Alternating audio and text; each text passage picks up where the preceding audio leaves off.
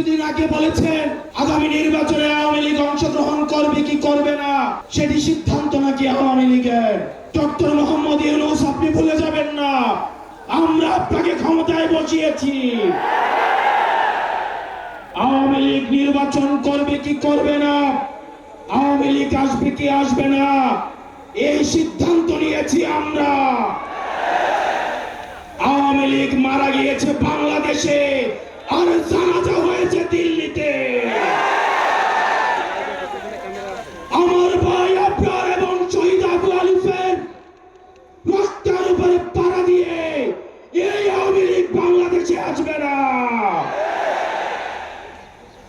এই সংস্কার আমাদের দেশের সবচেয়ে বড় সংস্কার, আওয়ামী লীগকে নিষিদ্ধ করতে হবে। কোন কিন্তু অথবা নেই। আচ্ছা দেখছি এরকম কিছু নেই, আওয়ামী লীগকে নিষিদ্ধ করতেই হবে। আপনারা ভুলে গেলে চলবে না, আওয়ামী লীগ কোন রাজনৈতিক দল নয়।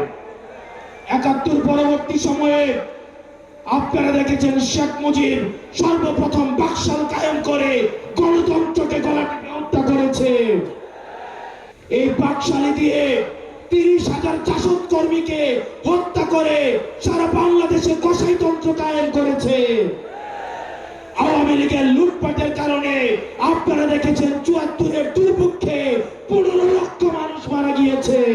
আমরা বারবার করে বলতে চাই, আওয়ামী লীগ কোন রাজনৈতিক দল নয়। আওয়ামী লীগ হচ্ছে একটি সন্ত্রাসী সংগঠন। এই সন্ত্রাসী সংগঠনকে নিষিদ্ধ করার মধ্য দিয়ে আমরা সংস্কার দেখতে চাই। একই সাথে শাপলায় যে হত্যাকাণ্ড হয়েছে, আমরা আপনাদের কাছে অনুরোধ জানাবো, এই শাপলা হত্যাকাণ্ডে যারা শহীদ হয়েছে আজকের এই মঞ্চ থেকে এই শহীদের লিস্ট আপনারা জাতির সামনে প্রকাশ করুন। একই সাথে হাসিনার এই ফাঁসি না হওয়া পর্যন্ত প্রয়োজন হলে আমাদের শেষ রক্তবিন্দু দিয়ে এই তরুণ প্রজন্ম আমরা হাসিনার ফাঁসি নিশ্চিত করা পর্যন্ত আমরা আন্দোলন চালিয়ে যাব।